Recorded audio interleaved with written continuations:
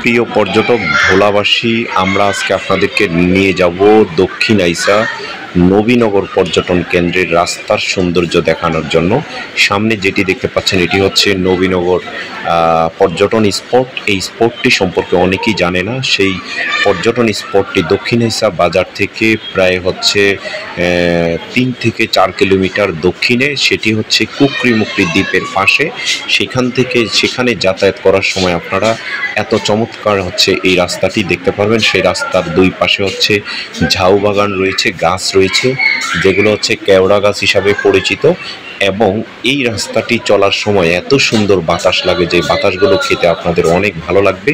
এই রাস্তাটি হচ্ছে কার্পেটিং করা, আরসিসি ঢালাই, তবে এখানে যাওয়ার সময় আসলে সত্যি অনেক চমৎকার লাগে। এবং এই রাস্তাটিতে যাতে হচ্ছে রাতের বেলা বৈদ্যুতিক খাম্বা আর হচ্ছে লাইটিং করা হয়। এখানে হচ্ছে ঈদের সময় প্রচুর পর্যটক আসে, কিন্তু আমরা দেখেছিলাম যে এইখানে ইসে পর্যন্ত, যেটি হচ্ছে নবীনগর পর্যটন কেন্দ্র, সেখানে বিদ্যুতের লাইন এখনো পর্যন্ত দেওয়া হয় না। অথচ হচ্ছে বৈদ্যুতিক খুঁটি রয়েছে, কিন্তু সেইখানে হচ্ছে বিদ্যুতের কোনো মিটার দেওয়া হয় না। আমরা চরপেশন যে পল্লী বিদ্যুৎ সমিতি রয়েছে তাদেরকে অনুরোধ জানাবো, এই নবীনগর যে বাজারটি রয়েছে বা পর্যটন কেন্দ্রটি রয়েছে, আপনারা দেখতে পাচ্ছেন বিদ্যুতের লাইন দেখাচ্ছে, এখান থেকে হচ্ছে নিচে দিয়ে হচ্ছে বিদ্যুৎ চলে গিয়েছে কুকরিমুকরি পর্যন্ত, কিন্তু এই নবীনগর পর্যটন কেন্দ্রে কোনো প্রকার বিদ্যুতের লাইন নাই।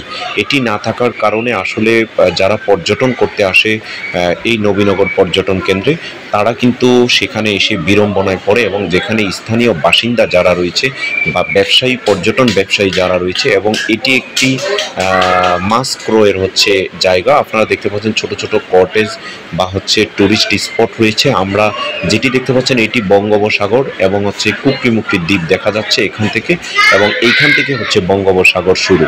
এই জন্য মাঝে মধ্যে এইখানে বঙ্গোপসাগরের ঢেউ চলে আসে, এবং এইখানে হচ্ছে ছোট ছোট ডিঙ্গি নৌকার মাধ্যমে এই নদীটি পার হলেই কিন্তু হচ্ছে এটি কুকরিমুকরি নদী, এটিকে বলা হয়।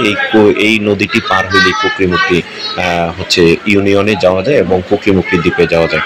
অদূর ভবিষ্যতে হয়তো এই পাশ দিয়ে একটি ব্রিজ তৈরি হবে, যেই ব্রিজের মাধ্যমে নদীর ওই পারে যেতে পারলেই হচ্ছে কুকরিমুকরিতে হচ্ছে যাতায়াত করতে পারবে। সেটি হচ্ছে আর লঞ্চের প্রয়োজন হবে না।